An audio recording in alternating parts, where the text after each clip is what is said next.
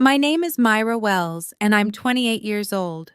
6 months ago, I flew from Los Angeles to Boston for my sister Victoria's big day. When I arrived at the venue and said my name, the staff looked confused. They flipped through the guest list once, twice, then looked up at me with pity. "I'm sorry, ma'am, your name is not here." I called my sister to ask. She sneered through the phone. "You really think you'd be invited?" So I left quietly. I placed a gift on the table, just a small silver box. Hours later, when Victoria opened it in front of 400 guests, she saw what was inside, and she hasn't stopped calling since. But I never answered. Before I tell you what was in that box, please take a moment to like and subscribe, but only if you genuinely enjoy this story.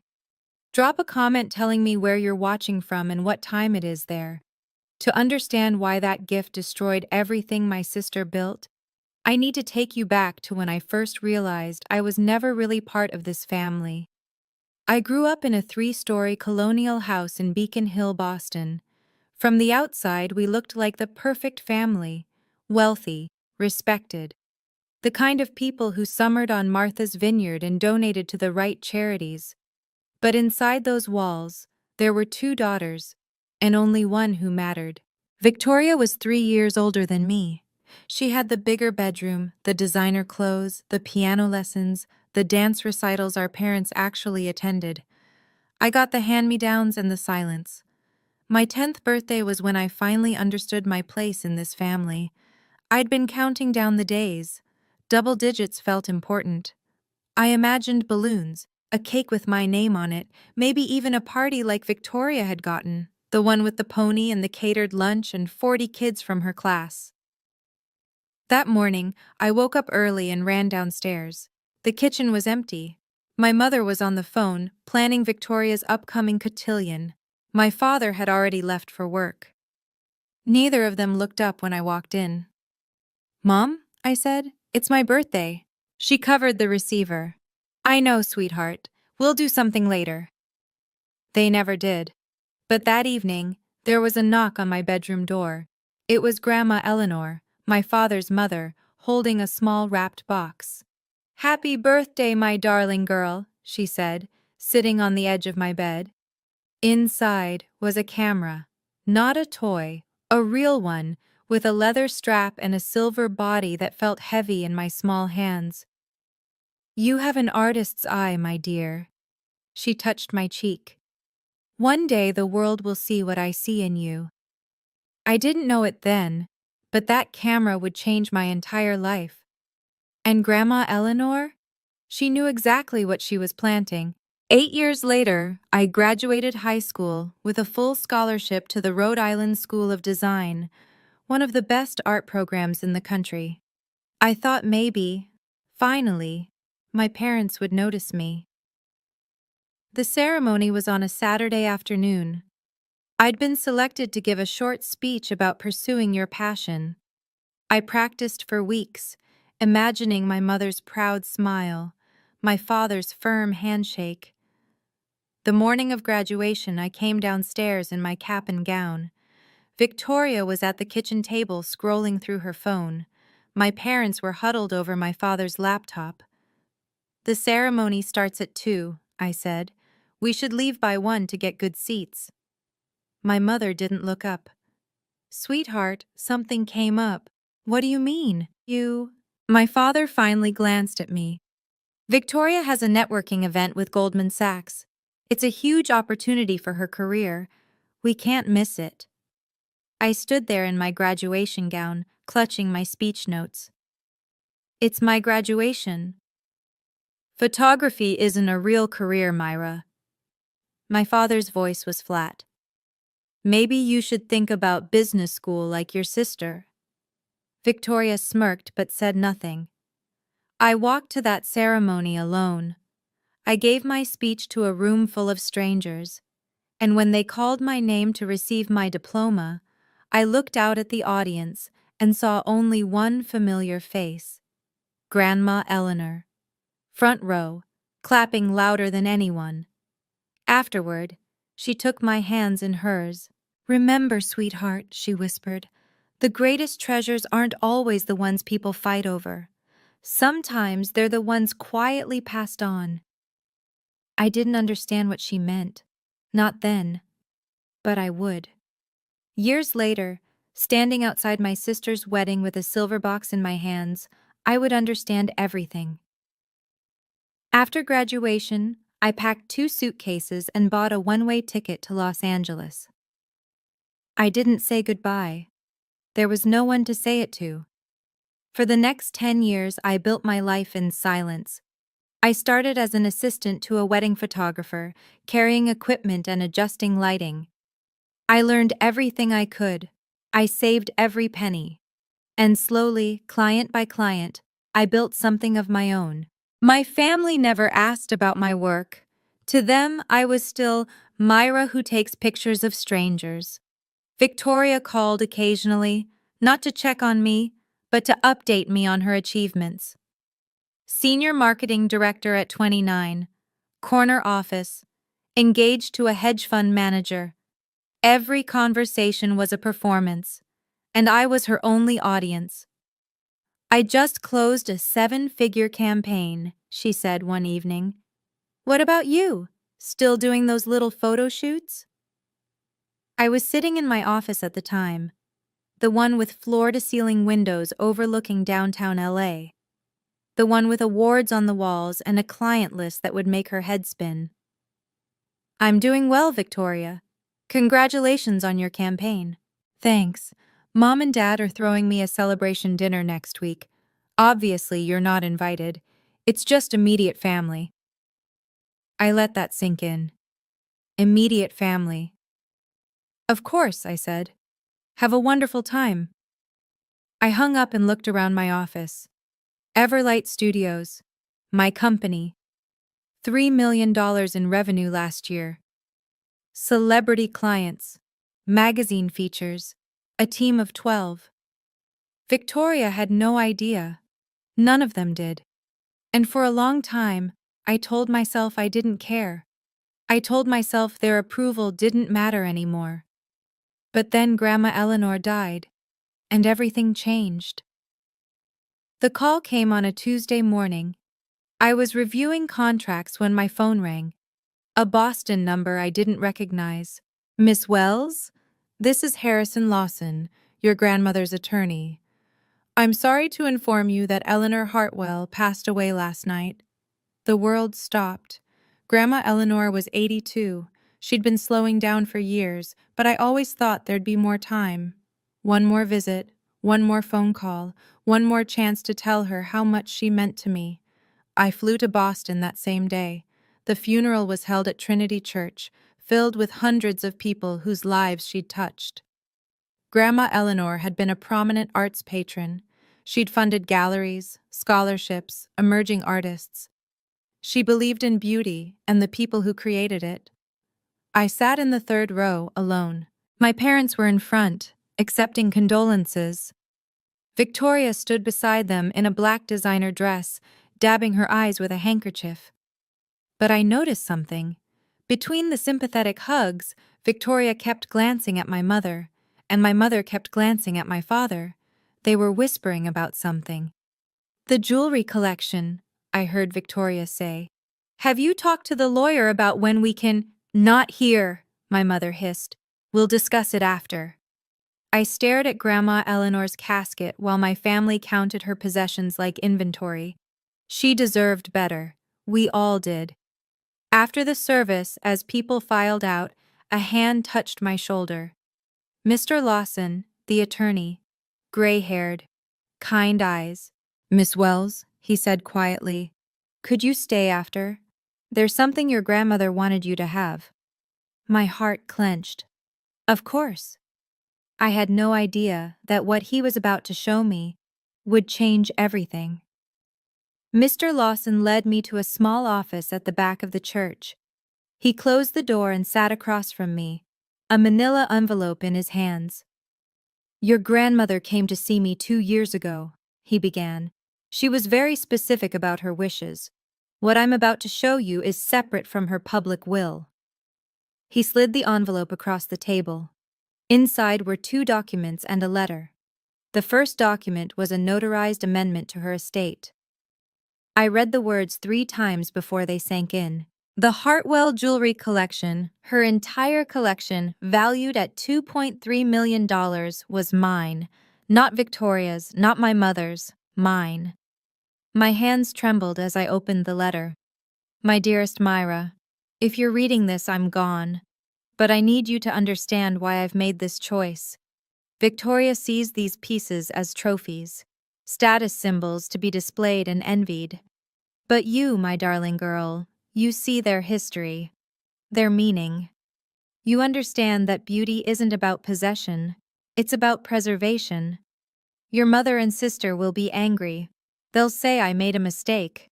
But I've watched you grow into someone remarkable, even when no one else was watching. These pieces belong with someone who will honor them. They belong with you. All my love, Grandma Eleanor. I pressed the letter to my chest, tears streaming down my face. There's one more thing, Mr. Lawson said gently. Your grandmother requested that this remain confidential until you decide the right moment to disclose it. I nodded, unable to speak. I tucked the documents into my bag and walked out of that church with a secret that would sit in my heart for 6 months. I didn't know then that I'd be using it at my sister's wedding. 3 months after the funeral, I heard the news. Victoria was engaged. Marcus Thornton, old money from Connecticut. His family owned half the commercial real estate in New England. It was the kind of match my parents had always dreamed of. Wealth marrying wealth, status cementing status. The wedding would be at the Grand Belmont Hotel in Boston. 400 guests, a 6-figure budget, every detail planned to perfection. I waited for my invitation. Weeks passed. Nothing. I checked my mail every day. I refreshed my email constantly. I told myself there must be a delay, that surely my own sister wouldn't. Finally, I called my mother. Mom, I haven't received my invitation to Victoria's wedding yet. Should I RSVP directly to her, or— There was a long pause. Myra, my mother's voice was careful. Victoria wanted me to talk to you about that. My stomach dropped. It's just— The wedding is very intimate. Victoria felt it would be better if you didn't attend. Intimate, I almost laughed. I saw on her Instagram that there are 400 guests. Another pause. You know how you can be at these events. Awkward. We don't want anything to distract from Victoria's day. I sat in silence, the phone pressed to my ear. I see, I said finally. Thank you for letting me know, Mom. I hung up. That night, I scrolled through Victoria's social media. Photos of her dress fitting, her engagement party, her registry at Tiffany's, comments from hundreds of people congratulating her, 400 guests, but not a single seat for her own sister. I stared at my phone for a long time, and then I made my decision. Now I need to ask you something. If you were in my shoes, if your own family banned you from your sister's wedding and lied about it being intimate, what would you do? Would you show up anyway? Would you walk away forever? Would you do something else entirely? Drop your answer in the comments. I'm genuinely curious what you'd choose. And while you're thinking about it, hit that subscribe button so you don't miss what happens next. Because what I did, no one saw it coming. I booked my flight 3 days before the wedding, Los Angeles to Boston. One way. I didn't tell anyone. I didn't ask permission. I simply packed a small bag and prepared the one thing I needed to bring. A gift. It sat on my kitchen counter in a silver box with a white ribbon, small enough to fit in my purse, light enough that you'd never guess what was inside. The night before my flight, I couldn't sleep. I kept asking myself if I was doing the right thing. Part of me wanted to stay home, to protect myself from another rejection, to pretend I didn't care, but I did care. That was the problem. For 28 years, I had been invisible to my family. I had accepted their dismissal, their favoritism, their casual cruelty. I had built a life 3,000 miles away and told myself it was enough. It wasn't. I wasn't flying to Boston for revenge. I wasn't going to make a scene or ruin Victoria's day. I just wanted to do one thing. I wanted to give my sister a wedding gift. I wanted to be seen, just once, as someone who existed. At 6 in the morning, I put on a simple navy dress, applied my lipstick, and looked at myself in the mirror. "You can do this," I whispered. I picked up the silver box and tucked it into my bag. I didn't know what would happen when Victoria opened it. I didn't know if it would change anything or nothing at all, but I knew I couldn't keep carrying this secret forever. Some truths need to come out, and Grandma Eleanor had trusted me to find the right moment. As my plane lifted off the runway, I realized the moment had finally come. The Grand Belmont Hotel was everything I expected and more. Crystal chandeliers, marble floors, enormous floral arrangements in the lobby that probably cost more than most people's rent. A string quartet played softly near the entrance, while guests in designer gowns and tailored suits streamed toward the ballroom. I stood at the edge of it all, clutching my silver box. My heart was pounding so hard I could hear it in my ears. I smoothed my dress, dusty rose, modest, elegant, and walked to the reception table. Two young women in black sat behind a guest list that looked like a small novel. "Good afternoon," I said. "I'm here for the Wells Thornton wedding." "Of course. Name, please?" "Myra Wells. I'm the bride's sister." The woman smiled and looked down at her list. Her finger traced the W's, once, twice, a third time. The smile faded. "I'm sorry, ma'am, your name isn't on the list." "Could you check again? WELLS." She flipped through several pages. The other receptionist leaned over to help. "There's a Harold Wells," she said, "a Patricia Wells, a Victoria Wells, soon to be Thornton, but—" She looked up at me with something like pity. "No, Myra." The ballroom doors were open behind them. I could see white tablecloths, towering centerpieces, hundreds of people laughing and drinking champagne. 400 guests. But my name wasn't on the list. The receptionist shifted uncomfortably. "Ma'am, is there someone I could call for you?" "No," I said quietly. "That's all right. I'll handle it myself." I stepped away from the table and pulled out my phone. My hands were steady as I dialed Victoria's number. It rang once, twice, and then my sister answered. "Hello?" Victoria's voice was sharp, impatient. Behind her, I could hear the buzz of the cocktail hour, glasses clinking, music playing, laughter. "Victoria, it's Myra." A pause, then a sigh. "What do you want? I'm kind of busy." "I'm at the hotel. My name isn't on the guest list." Silence. I waited. "I know," she finally said. "That's because you weren't invited." Even though I'd expected it, the words still landed like a slap. "I'm your sister." "And?" Victoria laughed, a cold, brittle sound. "You really think you'd be invited?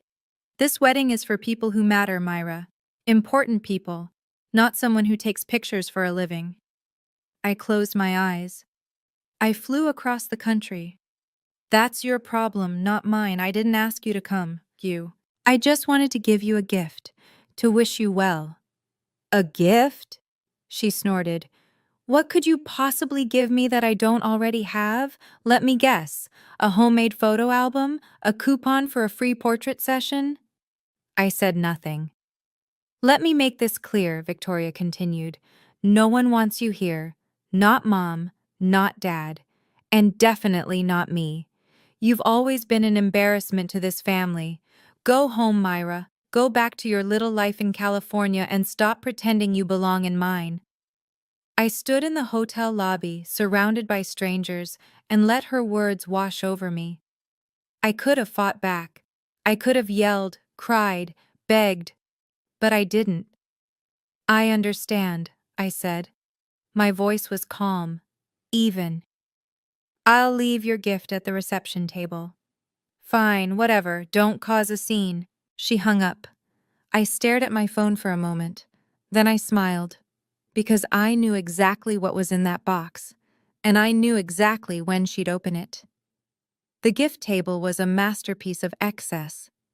Hundreds of wrapped boxes in every size: Tiffany blue, Hermes orange, glossy white with golden bows, crystal decanters, silver frames, envelopes that undoubtedly contained checks with many zeros.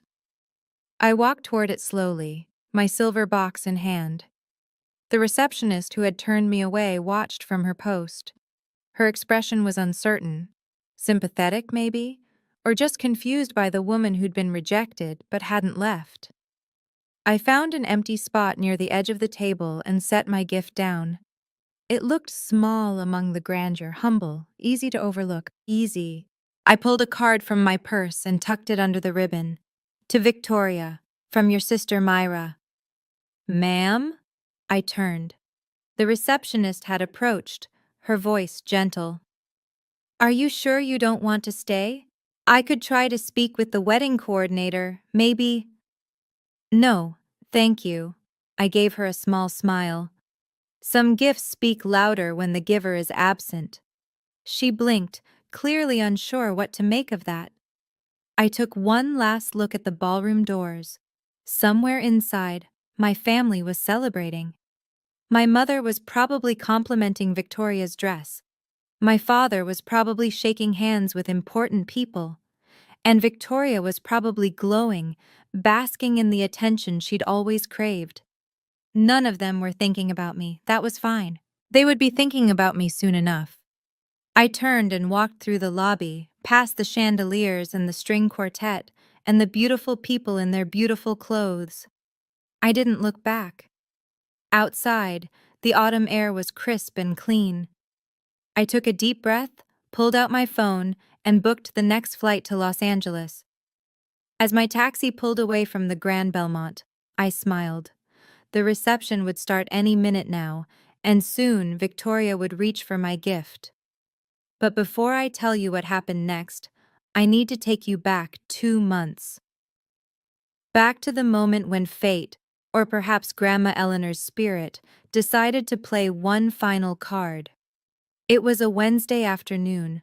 I was at my desk, reviewing invoices, when my assistant knocked on my door. Myra, you have a call. Someone named Caroline Ashford? My heart skipped. Caroline Ashford was a legend in the wedding industry, owner of Ashford Events, the most exclusive wedding planning agency on the East Coast. She'd coordinated ceremonies for senators, celebrities, old money dynasties. She'd also been Grandma Eleanor's closest friend. I picked up the phone. Mrs. Ashford, it's been a long time. Too long, my dear. Her voice was warm, familiar. Eleanor spoke of you constantly, you know. She was so proud of what you've built. My throat tightened. Thank you. I'm calling because I have a bride in Boston who needs a photographer, very particular, very demanding. She wants the best, and I told her Everlight Studios is the best. I appreciate the referral. There's one thing you should know. Caroline paused. The bride is your sister. I sat very still. Victoria signed the contract last week, Caroline continued. She has no idea you own the company. She just saw our portfolio and fell in love with the work. You knew, and you still recommended us? Your grandmother would have wanted this, Myra. She always said the truth finds its own way out. Caroline's voice softened. The contract is already signed. $15,000, non-refundable deposit. Whether you show up personally is entirely your choice. I stared out my window at the Los Angeles skyline. My sister had hired me. She'd signed a contract with a company she didn't know I owned. And she had no idea. There was something else Victoria didn't know. 1 month before the wedding, she'd hosted a bridal brunch. I heard about it through Caroline, who heard about it through the Boston social circuit. 30 women, a private room at the Four Seasons, champagne and crustless sandwiches, and Victoria holding court like a queen. The topic of conversation? The Hartwell jewelry collection. Grandma's pearls will be my something old, Victoria had announced to the room. The collection is worth over $2 million. It's been in our family for generations. How wonderful that it's going to you, someone said. Well, obviously. Victoria had smiled. I was always Grandma's favorite. She knew I would appreciate those pieces properly. Not like my sister, who wouldn't know a Cartier from a costume piece. My mother had nodded along, sipping her mimosa. Your grandmother would want you to have them, sweetheart. You were always the one she was proudest of. What neither of them knew, the collection was already mine. It had been mine for 6 months. Victoria had contacted Mr. Lawson multiple times, trying to claim the jewelry before the wedding. He'd politely deflected, citing ongoing estate matters. She assumed it was just paperwork delays. She'd even commissioned a custom display case for her dressing room, ready to receive her inheritance. She'd told Marcus's family about the collection, old money impressed by old jewels. She'd told her friends. She'd probably already planned which magazines to show them to. And all of it was built on a lie she didn't know she was telling. She believed she was entitled to those pieces. She believed Grandma Eleanor had loved her best. She was about to find out how wrong she was. And 400 of Boston's finest would be watching when she did. Now, back to the present. My taxi dropped me at Logan Airport just as the sun was setting over Boston Harbor. The reception would be starting soon. Dinner service, toasts, the cutting of the cake. And at some point, according to our family's tradition, the bride would open gifts. I found a seat in the airline's VIP lounge and ordered a coffee. Through the floor-to-ceiling windows, I watched planes lift off into the orange sky. My phone sat on the table in front of me. Silent. No calls. No messages. Not yet. I thought about Grandma Eleanor. About the way she'd looked at me when no one else did. About the camera she'd given me when I was 10 years old. The one that had started everything. The greatest treasures aren't always the ones people fight over, she'd said. Sometimes they're the ones quietly passed on. I understood now. She'd known exactly what kind of woman Victoria would become. She'd known my parents would always choose my sister over me, and she'd made sure that when the moment came, I would have the truth on my side. Not revenge, just truth. I sipped my coffee and checked my watch. 7:45. The cocktail hour would be over. Guests would be seated. The MC would be warming up the crowd, preparing to invite Victoria and Marcus to open a few special gifts before dessert. My silver box was waiting. Inside it, a copy of Grandma Eleanor's will, her letter to me, a photograph of us together at her favorite jewelry shop, and a single folded sheet of paper, a copy of the Everlight Studios contract, with my name clearly printed at the bottom. I smiled to myself. Any minute now, any minute, Victoria would reach for that box, and nothing would ever be the same. Let me tell you what was happening at the Grand Belmont while I sat in that airport lounge. The ballroom was magnificent. 100 tables draped in ivory linens, centerpieces of white roses and hydrangeas reaching toward the crystal chandeliers. A string orchestra playing softly as waiters in white gloves served the third course. 400 guests, Boston's elite, the Thorntons' extensive network, Victoria's carefully curated collection of impressive friends. And at the center of it all, my sister. She was radiant in her custom Vera Wang gown, diamonds sparkling at her throat and wrists. Marcus sat beside her, handsome and adoring, exactly the kind of husband she'd always said she deserved. My parents were at the head table, beaming. My mother kept dabbing at her eyes, overwhelmed with pride. My father shook hands with Marcus's father, two patriarchs sealing an alliance. Nobody mentioned my name. Nobody noticed the empty chair that should have been there. During the cocktail hour, Victoria had circulated through the room, accepting compliments and air kisses. When someone asked about the jewelry she was wearing, she'd leaned in conspiratorially. Just wait until you see Grandma's collection. I'm inheriting it, you know, over 2 million in heirloom pieces. I'll be wearing the pearls to the Met Gala next spring. Her guests had oohed and awed appropriately. Now, as dessert was being served, the MC took the microphone. Ladies and gentlemen, it's time for a special moment. Our beautiful bride and groom would like to open a few gifts before we cut the cake. Victoria clapped her hands in delight. Marcus smiled beside her. A table piled high with presents waited nearby. And sitting at the edge, almost hidden among the Tiffany boxes and Hermes packages, was a small silver box with a white ribbon. Victoria didn't notice it. Not yet. Victoria floated toward the gift table like a queen approaching her throne. "Let's see what treasures await," she announced, and the room laughed politely. She opened the first box, a crystal vase from Baccarat. The second, a set of sterling silver candlesticks. Each gift received a gracious smile and a murmur of appreciation. Then her hand landed on the silver box. She picked it up, glanced at the card, and let out a short laugh. "Oh, look," she said, loud enough for the nearby tables to hear. "A gift from my sister, the one who couldn't even afford to show up properly." A few guests exchanged uncomfortable glances.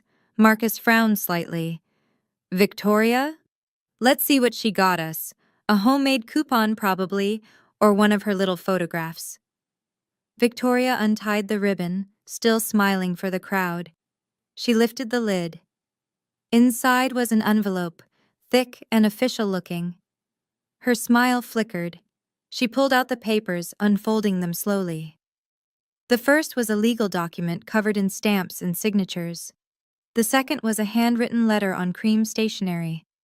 The third was a photograph, an elderly woman and a young girl standing outside a jewelry shop. Victoria's eyes scanned the legal document. Her face went white, then red, then white again. "What is it?" Marcus asked, leaning over. Victoria didn't answer. Her hands were trembling. The letter slipped from her fingers and drifted to the floor. At a nearby table, Patricia noticed something was wrong. She stood up. "Victoria? Sweetheart?" Victoria looked up from the papers, her face a mask of shock and disbelief. "This can't be real," she whispered. "This can't. Grandma loved me. She would never—" She stopped. 400 guests stared at her in silence. And sitting at the bottom of that silver box was one more piece of paper she hadn't unfolded yet. My mother reached the head table in seconds.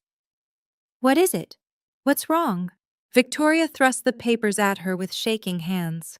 Patricia's eyes scanned the document, the notarized signature, the legal seal, the words that declared the Hartwell jewelry collection the sole property of Myra Eleanor Wells. The color drained from my mother's face. "This has to be a mistake." "It's not a mistake," Victoria's voice cracked. "It's dated 2 years ago, before Grandma even got sick." Whispers began to ripple through the ballroom. The guests closest to the head table had seen enough. The bride's stricken expression, the papers trembling in her hands. "Isn't that the jewelry she was telling us about earlier?" someone murmured. "The $2 million collection?" "She said it was hers." Victoria heard them, her face twisted. "This is fake!" She held up the papers like evidence of a crime. "My sister forged this. She's always been jealous of me." My father appeared beside my mother, his expression grim. "Let me see that." He read the document. Then he picked up the letter from the floor. Grandma Eleanor's handwritten explanation. "Victoria sees these pieces as trophies. Myra sees them as memories. I know who will honor my legacy." His jaw tightened. "Harold?" My mother's voice was thin. "Tell me this isn't real." But my father didn't answer. He recognized his mother's handwriting. He knew her signature. He understood, perhaps for the first time, what Eleanor had seen in both her granddaughters and what she'd chosen. This can't be happening! Victoria snatched the letter back, tears streaming down her face. Not today! Not at my wedding! Marcus stood frozen beside her, watching his bride unravel in front of 400 witnesses. He looked lost. He looked like a man who was just beginning to realize he didn't know his fiancée at all. Wait! Marcus's voice cut through Victoria's sobs. He was staring at the silver box. There's something else in there. Victoria looked down. At the bottom of the box, half hidden by tissue paper, was another folded document. She pulled it out with trembling fingers. It was a contract, a photography contract. The header read, Everlight Studios, Wedding Services Agreement. Victoria's eyes dropped to the signature page. Client, Victoria Wells. Owner-proprietor, Myra Wells. Amount paid, $15,000, non-refundable. She stared at it. No. Her voice was barely a whisper. No, no, no! Victoria? Marcus took the paper from her. His eyes widened as he read. You hired her company? You told me your sister was struggling, that she couldn't hold down a job. I didn't know, Victoria spun around, wild-eyed. Where's the photographer? Where's the photographer? A young woman with a camera stepped forward nervously from the corner where the photography team had been working all evening. I'm sorry, ma'am. I'm the lead photographer. Ms. Wells, Myra Wells, is the owner, but she doesn't typically attend shoots personally. You work for her? The photographer nodded carefully. Everlight Studios has photographed over 200 weddings. We're one of the top firms in the country. The ballroom was completely silent now. 400 guests. Every single one watching Victoria's carefully constructed world crumble in real time. Someone at a nearby table pulled out their phone. Did she say $2 million? And the sister owns a photography company? The one Victoria's been calling a failure? Marcus was still holding the contract, his face unreadable. Victoria. His voice was quiet. What else have you lied about? Victoria couldn't answer. She was too busy reaching for her phone. She needed to call me. She needed to scream at someone. She needed to fix this. But some things can't be fixed. Okay, I have to pause here. Raise your hand in the comments if you saw that coming. Because honestly, even I didn't expect everything to unravel this fast. Victoria just found out that the grandmother she thought loved her best actually saw right through her. And the sister she called a failure? She owns the company that's photographing her wedding. If you want to see how this ends, and trust me, it gets wilder, hit that like button and stay with me, because Victoria's about to make a choice that will define everything that happens next.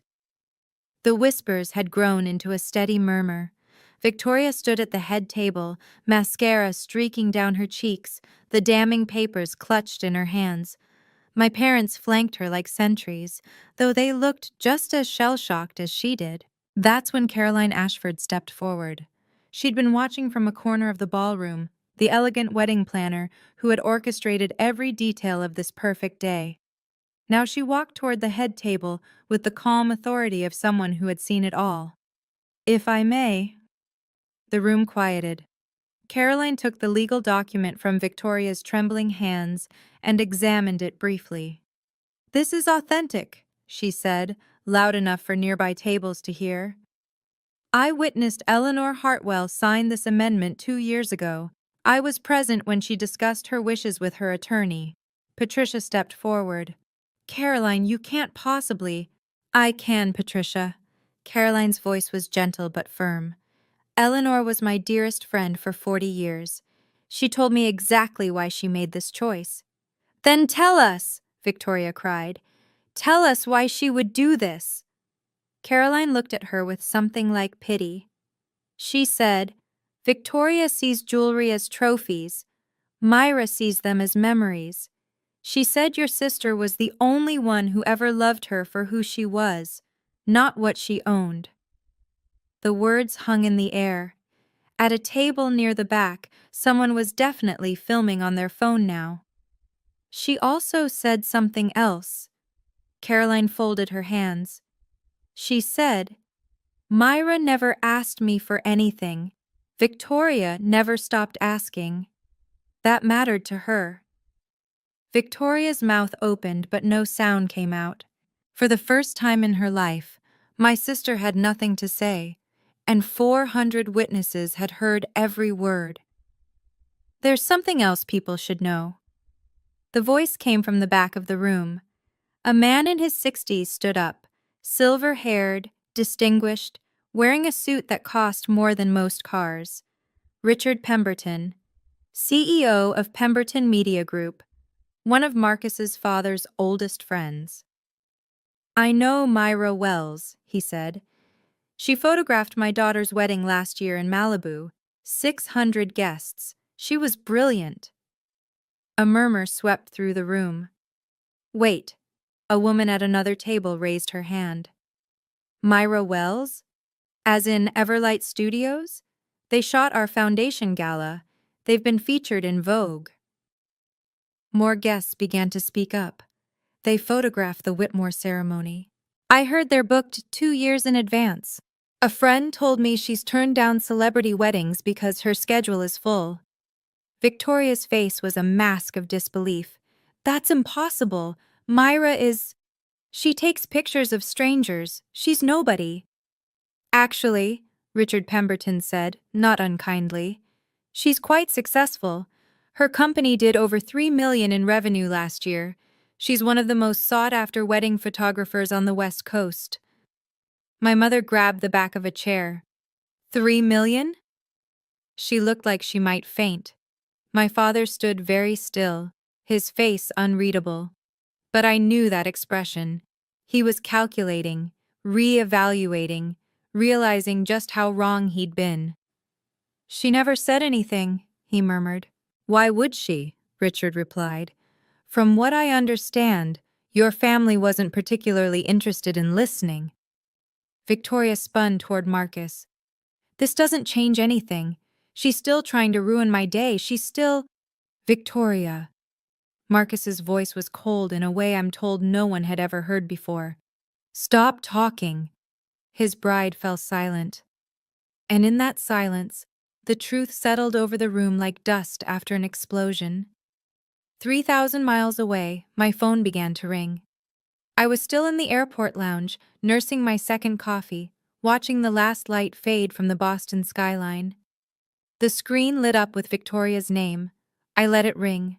She called again, and again, and again. 5 times, 10, 15.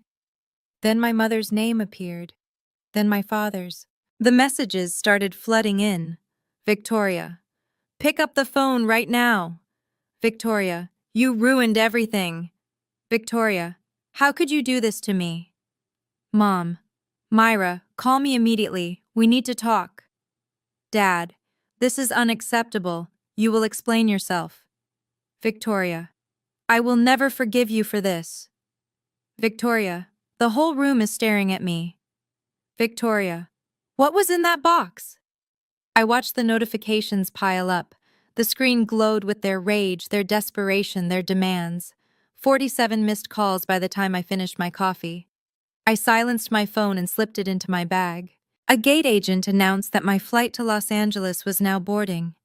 I gathered my things and walked toward the departure gate, past families reuniting and couples saying goodbye and business travelers typing on their laptops. Nobody in that airport knew what had just happened in a ballroom across the city. Nobody knew that a family was fracturing in real time, that a bride was crying in front of 400 guests, that a truth hidden for years had finally clawed its way into the light. I handed my boarding pass to the agent and walked down the jetway. But just before I turned off my phone, one more message arrived. Not from Victoria, not from my parents, from Marcus. And what he said made me pause. "Marcus. Myra, this is Marcus Thornton. I'm sorry to contact you like this. I got your number from the Everlight contract. I stood in the airplane doorway, passengers streaming past me, and read his words. Marcus, I need to understand what happened tonight. Victoria is inconsolable, but she won't explain anything. She just keeps saying you betrayed her. Another message appeared. Marcus, she told me you were mentally unstable, that you had issues and couldn't hold down a job, that your family had to cut you off for your own good. My chest tightened. Marcus, I believed her. I never questioned it. I never tried to meet you or hear your side. I'm realizing now that was a mistake. A flight attendant touched my arm. Ma'am, we need you to take your seat. I nodded and walked to my row, still reading. Marcus. The reception ended early. Half the guests left after Caroline spoke. My parents are asking questions I don't have answers to. I don't know what to believe anymore. I buckled my seatbelt as the final message came through. Marcus, I'm not asking you to explain yourself. You don't owe me anything. But I wanted you to know, I'm sorry. For whatever part I played in this. For believing her without question. I stared at the screen for a long moment. Then I typed back. Me. Thank you for reaching out, Marcus. I have no ill feelings toward you. Whatever you decide about your relationship, I hope you find clarity. His reply came almost instantly. Marcus, the wedding's over, but I don't know if the marriage will be. I need time to think about everything. I turned off my phone as the plane pushed back from the gate. Time. That was the one thing none of us could get back. The flight back to Los Angeles was quiet. I sat in my window seat, watching the lights of Boston shrink below me, thinking about Marcus's message, about Victoria's screams frozen in text, about my parents' demands that I explain myself. The thing is, I didn't have anything to explain. I hadn't forged those documents. I hadn't tricked Victoria into hiring my company. I hadn't done anything except deliver the truth that Grandma Eleanor had entrusted to me. The truth about the jewelry, the truth about who I had become, the truth that my family had refused to see for 28 years. Somewhere over Pennsylvania, I made a decision. I would not call Victoria back. I would not answer my parents' demands. I would not apologize or defend myself or beg to be understood. For my entire life, I had accepted their dismissal. I had made myself small. I had hoped that if I was quiet enough, good enough, successful enough, they would finally notice me. But I was done hoping. As the plane crossed over the Rocky Mountains, I wrote a note on my phone. Not a message to send, just words for myself. I won't close the door on them, but I won't hold it open forever either. They have to choose to walk through. That was my new boundary. If Victoria wanted to apologize, really apologize, I would listen. If my parents wanted to know me, really know me, I would give them a chance. But I would not chase them anymore. I would not perform my worth for people who had never bothered to look. I put my phone away and closed my eyes. By the time we landed in Los Angeles, the sun was rising over the Pacific. It felt like the beginning of something, or maybe the end. Either way, I was ready. I didn't find out about the video until the next morning. My assistant, Jenna, was waiting when I walked into the Everlight Studios office. She had her phone in her hand, and an expression somewhere between amazement and concern. Myra, you need to see this. She turned the screen toward me. A TikTok video, already at 2 million views and climbing. The caption read, "Rich bride finds out her loser sister is actually a millionaire." Someone at the wedding had been filming.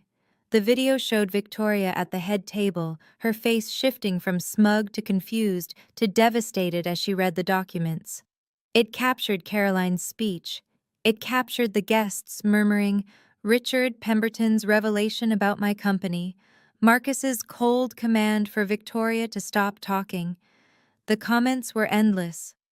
The quiet ones are always the ones you underestimate. Grandma knew exactly who deserved that jewelry. This is the most satisfying thing I've ever seen. Victoria's whole life just got fact-checked in front of 400 people. I scrolled through thousands of reactions, strangers who had never met me, cheering for a woman they only knew from a 30-second clip. "Your name is trending," Jenna said quietly. Everlight Studios got 300 inquiries overnight. I sat down slowly. I hadn't wanted this. I hadn't filmed anything, posted anything, tried to go viral. I just wanted to be seen by my family. But now the whole world was seeing something. My phone buzzed. An email from a reporter at the Boston Globe. "Ms. Wells, we'd love to interview you about the viral wedding video." I deleted it. "Cancel my meetings today," I told Jenna. "I need some time to think." Because this wasn't over. This was just the beginning, and I had a feeling my family would be showing up soon. 3 days later, my mother appeared. I was in my office, reviewing proofs from a recent shoot, when my receptionist buzzed. "Ms. Wells? There's a woman here to see you. She says she's your mother." I closed my eyes for a moment. Then I stood and walked to the lobby. Patricia Wells stood near the entrance, looking utterly out of place. She was dressed in her usual Chanel, pearl earrings, silk blouse, perfectly coiffed hair, but her eyes were red-rimmed and uncertain. She stared at the reception desk, at the awards on the walls, at the framed magazine covers featuring Everlight Studios. "This is yours?" she said when she saw me. "All of this?" "Yes. You never told us. You never asked." She flinched. I led her to my office and closed the door. She sat in the chair across from my desk, her hands folded tightly in her lap. "I came to talk about what happened," I assumed. "You ruined your sister's wedding." Her voice cracked. "How could you do that to her?" "I wasn't at the wedding, Mom. I wasn't invited." "You know what I mean. That stunt with the gift." I leaned back in my chair. I gave her Grandma Eleanor's truth. The documents are real. The will is legal. Everything in that box was authentic. But why? Why humiliate her in front of everyone? I didn't humiliate her. She humiliated herself. I kept my voice steady. She spent months bragging about jewelry that was never hers. She lied to her fiancé about me. She told everyone I was a failure. My mother's face crumpled. "Mom," I leaned forward. "I spent 28 years being invisible to this family. I'm not asking for an apology. I'm just asking for honesty." She stared at me. And then, for the first time in my life, my mother actually looked at me. My mother's gaze traveled slowly around my office. The floor-to-ceiling windows overlooking downtown LA. The awards displayed on the shelves, industry recognitions, magazine features, a framed letter from a senator thanking me for documenting his daughter's wedding. The photographs on the walls, each one a testament to a career built in silence. Her eyes landed on a picture of me with Grandma Eleanor, taken at her 81st birthday. We were laughing about something, our heads tilted together, and then Patricia Wells began to cry. Not the delicate tears she produced at social events, real sobs, ugly and raw, shaking her whole body. "We failed you," she said between breaths. "I failed you." I didn't move. I didn't speak. I let her have the words. Victoria always demanded so much. She was loud about what she wanted, what she needed, and you were just quiet. You never complained, you never asked for anything. She wiped her face with trembling hands. "I thought that meant you were fine. I thought you didn't need us." "I stopped needing you," I said quietly, "because I knew you wouldn't be there." She flinched like I'd struck her. "I thought—" She struggled to compose herself. "I thought we were giving Victoria extra attention because she needed it more. But that wasn't true, was it? She needed it because we taught her to need it, and you stopped needing because we taught you not to hope." I said nothing. Eleanor tried to tell me. My mother's voice was barely a whisper. She said I was losing you. I didn't listen. I thought she was being dramatic.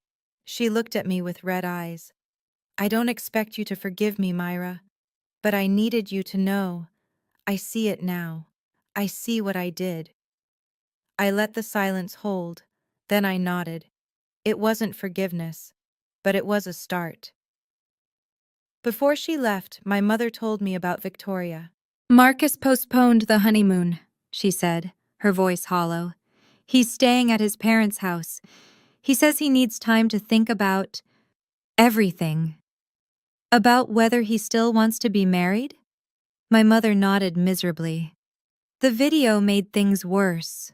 She pressed her fingers to her temples. "It's everywhere. 3 million views now. People at Victoria's company have seen it.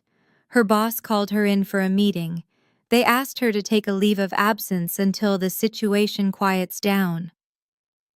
I felt a strange heaviness in my chest.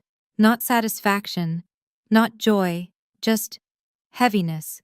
"There's more," my mother continued. "Marcus's parents, the Thorntons, they called your father. They asked if there was anything else Victoria had lied about. They're old money, you know.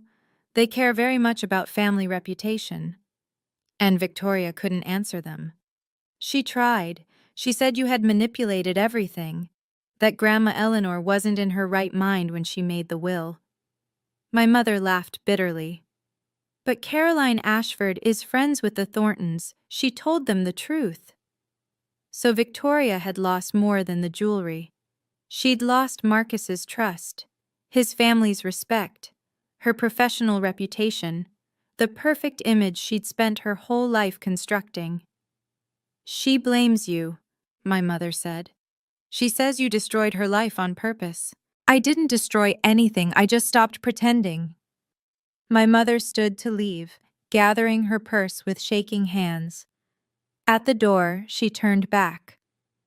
"Eleanor always said you were the strongest of us all." Her voice cracked. "I think I finally understand what she meant." She walked out.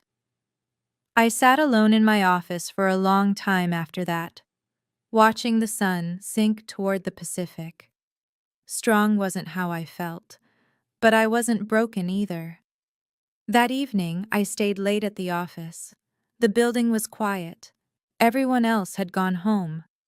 I sat in my chair, looking out at the Los Angeles skyline as it transformed from golden to pink to deep blue. On my desk was the photograph of Grandma Eleanor and me. I picked it up and studied her face. That knowing smile. Those kind eyes that had always seen me when no one else did. "Did you plan all this?" I asked the empty room.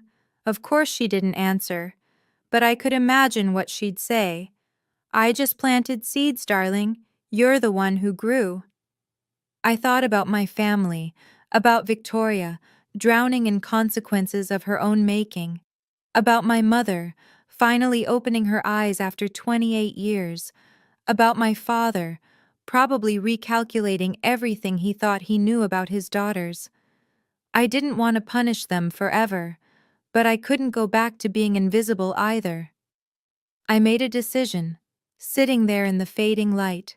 The door to reconciliation would not be locked. If Victoria genuinely apologized, not blamed me, not made excuses, but actually took responsibility, I would hear her out. If my parents wanted to know the real me, I would give them that chance. But I would not chase them. I would not perform for their approval. I would not make myself small to fit into the space they'd assigned me. They would have to come to me as equals, or not at all. I wrote it down in my journal. I won't close the door on them, but I won't hold it open forever either. They have to choose to walk through. That was my boundary. Clear, firm, unbreakable. For the first time in my life, I knew exactly what I deserved, and I wasn't willing to accept anything less. A week after my mother's visit, I went to the bank. The Hartwell collection was waiting for me in a private vault. 12 pieces of exquisite jewelry that had been in my grandmother's family for generations. Pearl necklaces from the 1920s, Art Deco diamond earrings, a sapphire brooch that had once belonged to a duchess. I held each piece carefully, thinking about the hands that had worn them, the stories they carried, the love they represented. Victoria had wanted these as trophies, status symbols to photograph and display and brag about, but Grandma Eleanor had seen them differently. Beauty isn't about possession, she'd written in her letter. It's about preservation. I understood now. I arranged for the most historically significant pieces to be loaned to the Boston Museum of Fine Arts, where they would be displayed in the decorative arts wing with a plaque honoring Eleanor Hartwell's legacy. The rest I would keep safe. One day, if I had children, they would inherit them, along with the stories of where they came from and what they meant. As I was leaving the vault, the bank manager handed me a sealed envelope. This was in the safe deposit box as well, Ms. Wells. We didn't notice it before. Inside was a short handwritten note. My darling Myra. One more thing I didn't tell you. I left Victoria something too. A small pearl bracelet that was my mother's. Simple, not valuable, but meaningful if she could understand its worth. I hope someday she will. Love always, Grandma Eleanor. I stood in the bank lobby and let the tears fall. Even in death, my grandmother had hoped Victoria might change. Maybe she would. Maybe she wouldn't. Either way, I would honor Grandma Eleanor's memory the only way I knew how, by being the person she always believed I could be. 6 months have passed since Victoria's wedding. I'm still in Los Angeles, still running Everlight Studios, still building the life I created from nothing. The viral video eventually faded, as these things do. My name is no longer trending. The reporters stopped calling. But some things are different now. My mother calls once a week. Awkward, halting conversations at first, neither of us knowing what to say, but slowly, we're learning. She asks about my work. I tell her. She listens. It's a beginning. My father sent a letter, 3 pages, handwritten, apologizing for years of blindness. I haven't written back yet. I'm not sure what to say. But I'm thinking about it. Victoria and Marcus are in couples therapy. She called me last month, the first time since the wedding. She didn't apologize exactly, but she didn't attack either. She just said, I'm trying to understand. Maybe that's all she can offer right now. Maybe someday it will be more. I've learned something through all of this. The best response to contempt isn't revenge. It's not proving them wrong or rubbing your success in their faces. It's building something real. It's protecting what matters. It's knowing your worth so deeply that no one's opinion, not even your family's, can shake it. I didn't show up at that wedding to destroy my sister. I showed up to finally be seen. And that gift I left on the table? It wasn't about tearing her down. It was about standing up. For the first time in my life, I chose myself. So let me ask you this.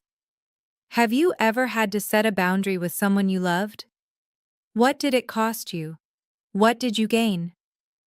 Drop your story in the comments. I'll be reading every single one. Because sometimes the bravest thing you can do isn't showing up. It's knowing when to walk away. Thank you for staying until the end. If this story touched you, if you've ever felt invisible in your own family, please share it with someone who needs to hear this. And if you want more stories like this, check out the video in the description. I think you'll love it. Until next time, remember, you are worthy of being seen. Goodbye for now.